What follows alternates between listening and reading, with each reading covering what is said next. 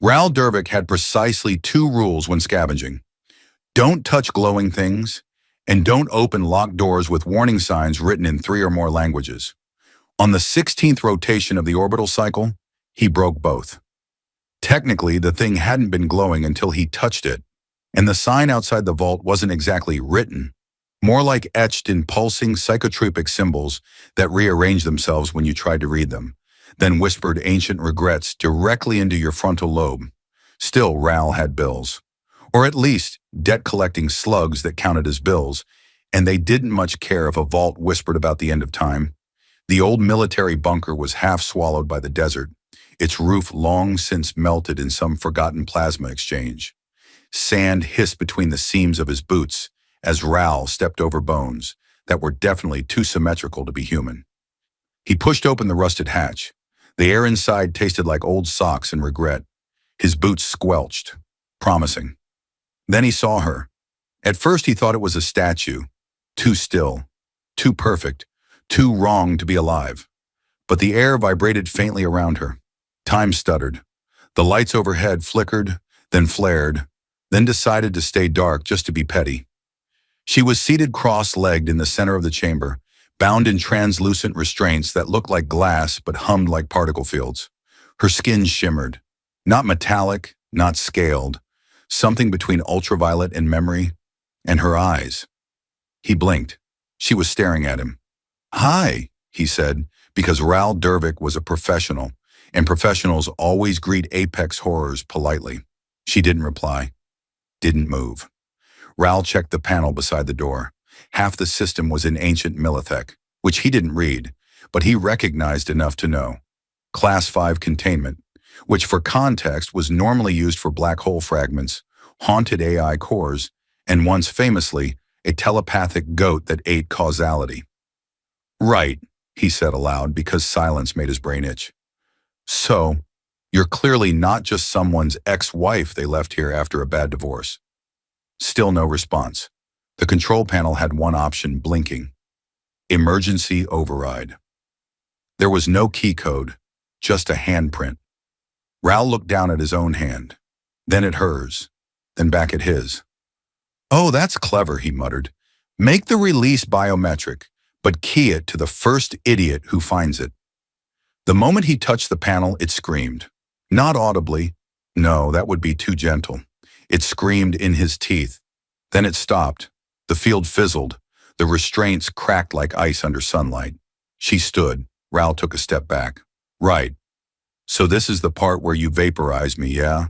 Or absorb me into your hive mind? Maybe lay your eggs in my chest cavity." He winced. "Please don't lay your eggs in my chest cavity." She tilted her head, blinked once, then walked past him. Just like that. He turned dumbfounded as she strode down the corridor, barefoot, graceful, leaving tiny distortions in the air behind her, like heat mirages on pavement. Ral stood there a moment longer, then nodded to himself. "Yep, that's it. I'm retiring. Opening a noodle stand. No more aliens, no more vaults. Just me, my walks, and some very compliant cabbages." He trudged out after her, muttering the whole way. He didn't notice the lights had stopped flickering, or that the bones in the corridor had rearranged slightly. And he definitely didn't see the way she paused outside, glanced back, and ever so slightly smiled. Ral was awakened by the sound of silence. Not the usual kind. The too early for this silence, or the something's wrong with the generator again. Silence. This one had texture, a kind of dense, pulsing quiet that made his ears itch and his coffee mug shiver slightly on the counter. He stumbled out of bed in mismatched socks and yesterday's undershirt, opened the door to his habitation dome, and there she was, sitting cross-legged, again, right outside, staring at the wall across from her like it had just insulted her grandmother. "Right," he said, rubbing his face. "We're doing this now, are we?"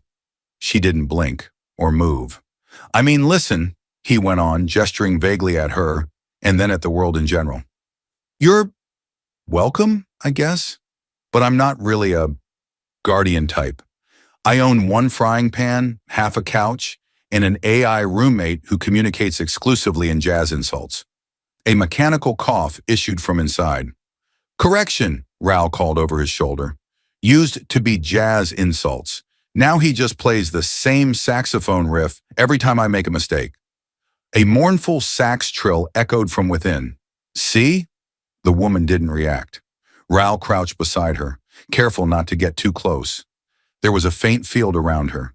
Not exactly force, but not force either. Like reality had started buffering wherever she sat.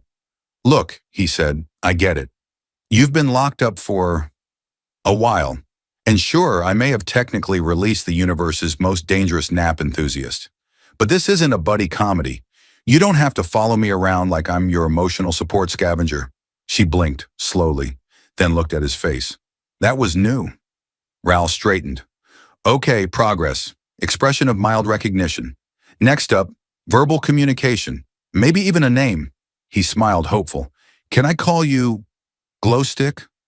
She blinked again. Suits you, he said. He tried to leave her there. He really did. Got all the way to the salvage yard. Even bartered for a new coolant coil with only moderate threats from the vendor. But when he returned, still there. Same spot, same position, same wall. He stared. She stared. He pointed. This is not your home. She blinked. I don't even have furniture. My table is a crate. My bed is a disappointment with a pillow. She didn't blink. Raoul sighed. Fine. One night. You sit there, I sleep inside. No psychic invasion, no spontaneous combustions, no whispering into my spinal cord. Deal? Nothing. He nodded anyway. Perfect. Mutual silence agreement. Love it. That night, as he lay in bed trying not to think about the potential security risks of intergalactic godlings sleeping outside his house, he asked the ceiling, why me? Chiss, his repair bot, answered from the kitchenette. Because you're stupid enough to open doors that say don't open. Thanks, Chiss. Welcome, dummy. Outside, the woman closed her eyes. The stars overhead dimmed. The coffee mug trembled again. The third morning started with Raoul tripping over her foot. Gah! Glowstick! Legs!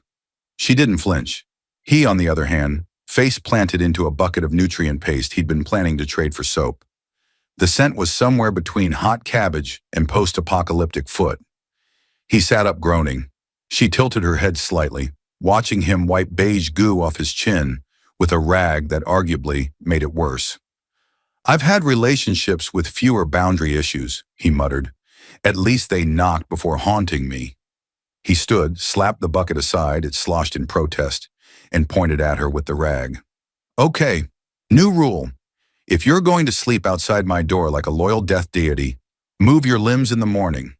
Otherwise, I'm going to wind up eating dirt until my spine files for unemployment. She stared at the rag like it was a diplomatic insult. Raoul dropped it. Fine, you win. No rag diplomacy. He staggered into the dome, where Chiss was frying something that should never be fried, wearing a chef hat that hadn't been cleaned since the last solar flare. You know she's still out there, Chiss said, flipping a slab of what might have been meat. She doesn't blink while you sleep. I timed her, 8 hours, no blinks. Maybe she's got internal lids, Raoul said, plopping into his chair. Maybe she doesn't need to blink because she already knows what's going to happen. Creepy. Understatement. The slab hissed ominously. By noon, he'd given up pretending this was temporary. She followed him into town. Not closely, not with any attempt at stealth. She simply appeared near him whenever he paused. If he bought parts, she was there beside the stall. If he argued with Old Man Kriv about the price of repulsor plates, she stood silently, probably scaring a discount out of the man. Kriv gave Raoul a free thermos. Apologized even. Raoul nearly fainted. She never said a word. Never made a sound. But everyone in the scrapyard started backing away when they saw her. Even the dogs. One barked once, then whimpered itself into a nervous nap. Raoul tried reasoning with her over dinner, which, to be fair, consisted of synthetic noodles and whatever Chiss had decided to garnish them with. Probably engine lubricant. I mean, you're clearly powerful, he said, chewing with caution. You don't have to follow me. I'm not special. I'm not some chosen one. I once got stuck in a trash compactor for 3 hours and tried negotiating with the pressure sensor. She's imprinting, Chis said, seated across from him, sipping recycled oil. Like a duckling, or a singularity with trust issues. Great, Ral muttered. So I'm mom now. She watched him, not judging, not smiling, just there. Later that night, he tried sneaking out to stargaze alone. He climbed the ridge, lay back on the grit-warm stone, and sighed up at the glimmering mess of the sky. He wasn't surprised when she appeared beside him. You know, he said softly, you could vaporize me. End it. Poof. No more awkward scavenger babbling. She looked up, eyes full of nebulae. But you haven't. He rolled onto his side to face her. Why? She blinked. Ral chuckled. You waiting for a punchline? She blinked again. Well, he said, sighing, stick around long enough and I'll probably become one. She stayed. Ral woke to the sound of glass breaking, which was confusing since he didn't own any glass. He stumbled into the main room, hair vertical and mood worse, to find Chis clinging to the ceiling like a malfunctioning security drone. What the hell happened? She happened, Chis squawked, pointing one trembling servo toward the corner. She touched the wall and reality sneezed. Ral squinted. The alien woman, still annoyingly elegant at dawn, was standing barefoot on the floor, her hand pressed lightly to a patch of metal plating that now rippled like water. The lights overhead flickered. The toaster attempted to sing. Ral rubbed his face. We've talked about this. No bending physics before breakfast. She didn't answer, just removed her hand and the wall sighed back into shape, like the dome itself was embarrassed. Chis dropped to the ground with a metallic thunk. We need hazard pay, or at least an exorcist. We already had one. That was a guy in a mop bucket screaming about cheese. Ral shrugged. He was enthusiastic. The woman turned her gaze toward him, something unspoken simmering behind it. He felt like a small moon under a large sun, somehow warm and at risk of evaporation. Okay, he said, nodding slowly. So let's just not melt the walls again, or rewrite their molecular lattice, unless it's absolutely necessary, which this morning, presumably, was not. She blinked. Good talk. By midday, the neighbors started noticing. It began with Thormel across the ravine, who liked to spy with a long-range telescope and complain about sand. Thormel hadn't left his dome in 5 years, but now he was out in person, clutching a shovel like a holy relic. Ral, Thormel said, your girlfriend just stared at my wind turbine until it spun backwards. She's not my girlfriend. She made time go backwards, Ral. It was just the turbine. My cat is walking funny. That could be the diet. You feed him synthetic squid. Thormel's shovel began to hum ominously. The alien woman appeared beside Ral so suddenly he jumped. Thormel gasped, dropped the shovel and ran. The shovel kept humming. Great, Ral muttered. Now we're the spooky couple at the edge of town. Next thing you know, people will start leaving offerings. Probably batteries. Or pickled worms. That night, someone did leave a battery. I told you, Ral whispered to her as they stood in the doorway, staring at the glowing cell balanced carefully on a piece of cloth. The locals think you're either a god or a ghost, or both. A ghost god. A god, She didn't blink. Ral scratched his head. You know, if this keeps up, I might have to build you your own room. She looked at him. Don't get excited. It'd be a closet. Maybe a fancy one with anti-entropy cushions. She kept looking. Ral sighed. Fine. We'll upgrade the dome, but no rewriting the furniture unless I ask, all right? She blinked. Ral smiled. Progress. Chis, who'd been listening from behind a crate of defunct plasma forks, muttered, I give it 3 days before she remodels the moon. Ral said nothing, but later that night, as he found her once again curled at his door, he paused. There was a peace to it now, a strange, quiet understanding. She wasn't guarding. She wasn't threatening. She was home. Ral had just settled into his favorite chair, well, the least uncomfortable crate with a blanket on it, when the emergency beacon flared red. Chis wheeled into the room, dragging a tangled mass of wires that might have once been an antenna.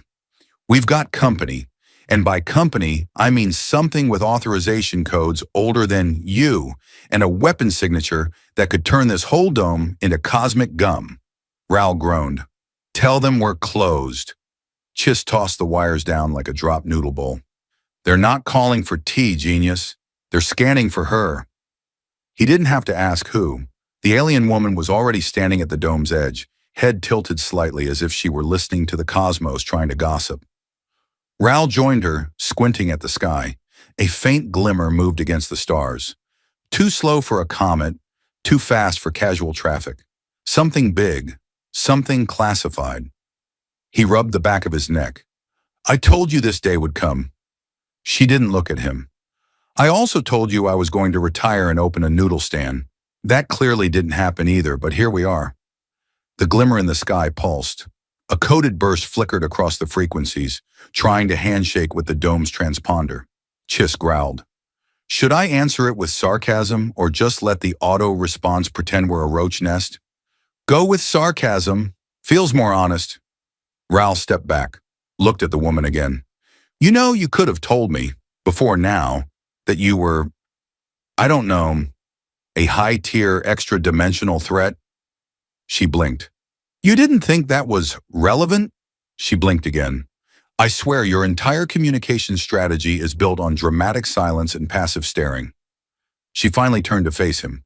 The air around her shimmered faintly. Ral threw his hands up. Okay, yes, that's very impressive and mysterious. But if I die because you didn't want to explain your galactic rap sheet, I'm going to haunt your next reincarnation. The ship above began to descend, quietly, elegantly, which in Ral's experience meant it was either extremely confident or about to explode dramatically. Chiss chimed from the console. They're deploying a landing craft, and by landing craft I mean a six-legged tank with diplomatic stickers. Ugh, bureaucracy and artillery. Ral slapped his forehead. My two least favorite things. He glanced at her again. Okay, we've got options. 1, we run. 2, we pretend I'm a hostage. 3, we surrender and hope they brought snacks. She began walking toward the edge of the dome. Oh, good. You picked menacing walk into danger. Classic choice. The tank touched down just outside the ridge. It hissed open. Figures in clean black armor stepped out, symbols stitched on their shoulders, faces obscured. One of them carried a scanner that immediately began shrieking in binary panic when it detected her presence. Ral stood just behind her, whispering, For the record, I support peace, nonviolence, and not being disintegrated. Just in case you're taking votes. The lead figure stepped forward and actually bowed. Ral blinked. Okay, that's new. The woman said one word, the first one Ral had ever heard from her. Leave. The soldiers froze. One of them dropped their scanner. Another began backing away like the air had turned sour. The leader raised a hand, nodded once, and turned. They left. Just like that. Ral stared after them, then at her, then at the spot where the tank had been. Okay, he muttered. I'm going to need more noodles. Chiss rolled in slowly, scanned the empty ridge and said, I give up. She's either a cosmic war goddess or a walking ceasefire agreement. Either way, I'm upgrading the security system to panic and weep. That night, she didn't sit outside his door. She sat next to it, closer. Ral lay in bed, stared at the ceiling, and whispered, This is how people end up in legends, isn't it? From the hallway, silence hummed back. Ral discovered something new about his not-quite guest when he caught her staring at a vending machine for 4 solid hours. It wasn't even a good one. Just a rusted relic outside the scrapyard cafe, stocked with obsolete chewables and unlicensed protein slabs. He nudged her gently. You hungry or hypnotized? She blinked. He followed her gaze. Oh, the sandwich. Yeah, that's not food. That's a violation of the Geneva Nebula Accords. She kept staring. He sighed, dug in his pocket, and fished out a token. All right, but don't say I didn't warn you. The machine groaned like a dying animal, flashed a few lights that probably meant, please don't, and spat out something greenish and rectangle-shaped. He handed it to her. She studied it like it was a holy artifact. then took a bite. Reality paused. A small tremor rippled through the sand. Somewhere in the distance, a cactus combusted. Ral stared. Did you break the concept of flavor? She chewed thoughtfully, then looked at him, almost approving. You liked it? She didn't blink. I'm not sure if that's better or worse. Chiss, who had been scanning for anomalies nearby, rolled up with a sullen beep. 3 small earthquakes, 1 temporal skip, and a minor gravitational burp, all centered on the cafe. I assume she's eating again. Yep. Chiss extended a scanner, eyed the half-eaten rectangle. That's not food. That's a synthetic mood stabilizer wrapped in existential dread. She seems to enjoy it. She also bends time when she sneezes. Ral turned to her. So, new question. Are you learning how to be around us, or are we slowly becoming your science experiment? She blinked, then unexpectedly held out the remaining half of the sandwich. Ral recoiled. You want me to eat it? You saw what it did to the laws of physics. She kept holding it. He took it. If I die, I'm blaming you. He bit. It was not good, not in any known language, but oddly nostalgic, like regret with a hint of peppermint. He swallowed. Okay, I hate myself, but it's edible. She smiled. Barely. A crack appeared in a nearby wall. Chiss shrieked and retreated at full speed. Ral sat beside her on the rusted bench, chewing slowly. You know, this is nice. Quiet. Nobody trying to vaporize us. No galactic threats showing up unannounced. The cafe's door slammed open. A tall figure in robes stumbled out, clutching a scanner and muttering in binary curses. Of course, Ral sighed. That's on me. The robed figure squinted at the woman. You're the last ember, the god shard, the end seed, the... Ral stood. Buddy, I don't care if she's the flaming fruitcake of the 5th dimension. She's eating a sandwich. Come back later. The figure paused, blinked, considered, then slowly backed away. Ral sat again. See? Progress. You inspire fear, and now you share snacks. That's character development. She looked at him, thoughtful, then said something. 2 words. Thank you. Ral nearly dropped what remained of the sandwich. Was that gratitude? Actual syllables? She nodded. He leaned back, triumphant. See, Chiss? She's talking now. 2 words. That's basically a speech. Chiss's voice crackled over the comm. Let me know when she hits 5. I'll throw her a party with quantum balloons. That night, she didn't sit beside his door. She sat across from him, inside, on the crate opposite his. He offered her a blanket. She accepted. The stars didn't flicker. The dome didn't hum. For once, the universe let them be. Ral returned from the junk market carrying a hover cart full of disassembled radio parts and absolutely no dignity. That's the last time I argue with a sentient price tag, he muttered, dragging the squeaky cart up the ridge. I didn't even know they could insult your ancestry. Chiss wheeled beside him, dragging a slightly better cart and whistling smugly. For the record, the bot said, you are 3 generations removed from a man who thought bartering with fermented cactus juice was revolutionary. I hate that your sarcasm is technically accurate. The dome appeared over the next rise, shining faintly against the dust, and Ral paused. Something buzzed in the air. Not danger, more like expectation. The alien woman stood at the edge of the habitat, not in her usual stillness, but watching the sky. Ral followed her gaze. A line of pale blue hung just above the horizon, shifting like liquid thought. Oh, Chiss said. That's a phase rift. Low intensity, but sentient. Possibly chatty. Ral frowned. Chatty rifts are the worst. They always start conversations you can't finish. The rift pulsed again, and something stepped through. Humanoid. Too tall. Too thin. Limbs slightly bent like bad origami. It carried no weapon, but the air around it crackled like a broken promise. Ah, Ral said, squinting. Let me guess.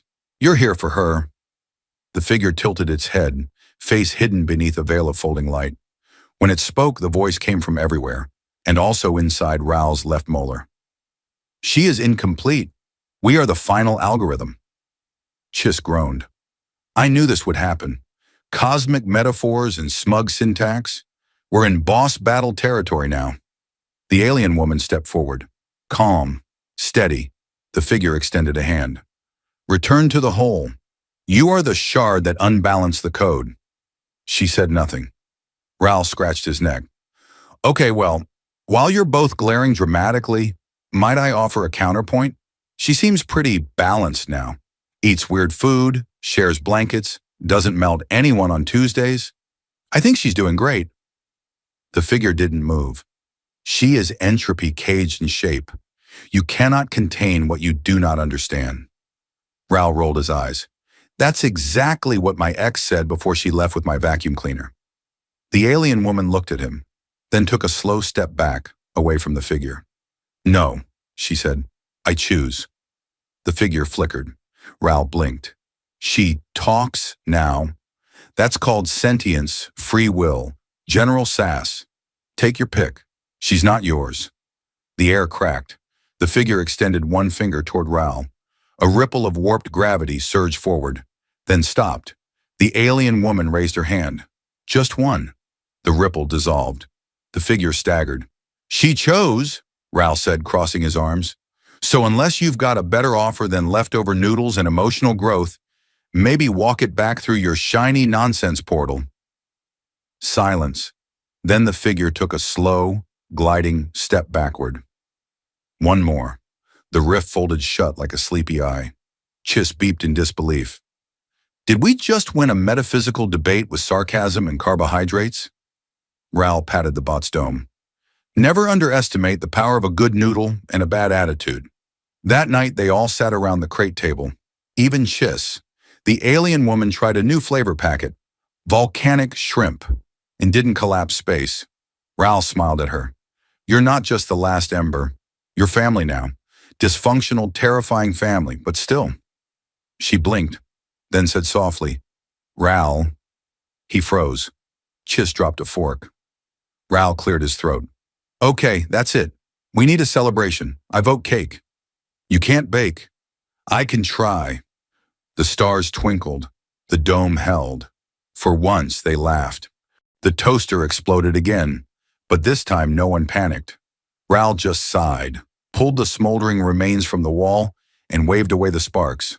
All right, new rule. Glow stick doesn't cook unsupervised. The alien woman, still unnamed, still refusing to elaborate, blinked, then tilted her head in a way that suggested the toaster had offended her molecularly. Chiss, sipping synthetic tea and wearing a new, I survived the multiversal collapse and all I got was this hat cap, muttered. That was the last one in this quadrant. We'll get another, Raoul said, tossing the remains onto the junk pile beside the repurposed shower-turned greenhouse. Maybe one that doesn't scream when you butter it. Outside, the desert hummed. Not ominously, just in that low, contented vibration that meant the orbital tides were stable and no one was currently trying to conquer the local timeline. Peace, apparently, had settled in. Not with a bang, but with mismatched furniture, experimental soup, and the slow, weird rhythm of something almost domestic. Raoul still scavenged sometimes, mostly for parts, sometimes for fruit. Once for a chair that turned out to be sentient and now served as their incredibly judgmental couch. She followed him less often, not because she was retreating, but because she didn't have to anymore. The dome had changed, expanded a little. A second room had been added. Her room, technically, though she never closed the door. Inside were odd things, bits of starstone, a hollow sphere that played music from a dead galaxy, and a half-built sculpture that sometimes whispered his name if he looked at it sideways. She smiled more, softly, rarely, but enough. Once, when Raoul accidentally cut himself fixing the satellite dish, she touched his hand and rewound the injury 4 seconds. He yelped. I was going to use a bandage. She shrugged. Faster. Chiss rolled past, muttering, Next she'll reverse your bad decisions. That'd take a decade and a time permit. On the anniversary of their first non-destruction-filled day, Raoul tried to throw a party. He invited exactly 3 people. Old Man Kriv, who brought suspicious juice, the sentient cactus from down the hill, and a polite drone who only beeped in prime numbers. They grilled something, possibly legal. She made the fire by breathing on it. It didn't just light, it composed a short opera in plasma and thanked her for the honor. Raoul toasted with a recycled soda bottle. To unexpected roommates and even weirder journeys, she raised hers. To choices. Later that night, when everyone else had left or rebooted, Raoul stood beside her under the twin moons. "You staying?" he asked. She looked at him. No blink, just warmth. "Always," he nodded. "Just checking. I mean, not that I mind the company, or the occasional reality hiccup, or the dream conversations with stars." She smiled. A real one. "You've changed," she said. He raised an eyebrow. "You mean the beard? It's temporary." "Number U stayed." He went quiet for a second. "Yeah," he said. "Guess I did." In the morning, she didn't sleep at his door. She opened it, stepped inside, and handed him coffee that shimmered slightly and tasted like hope and mild cinnamon. He drank, smiled, sat beside her. And outside, across the dust and stars, the universe spun on, unbroken, unburned, and, for once, at peace.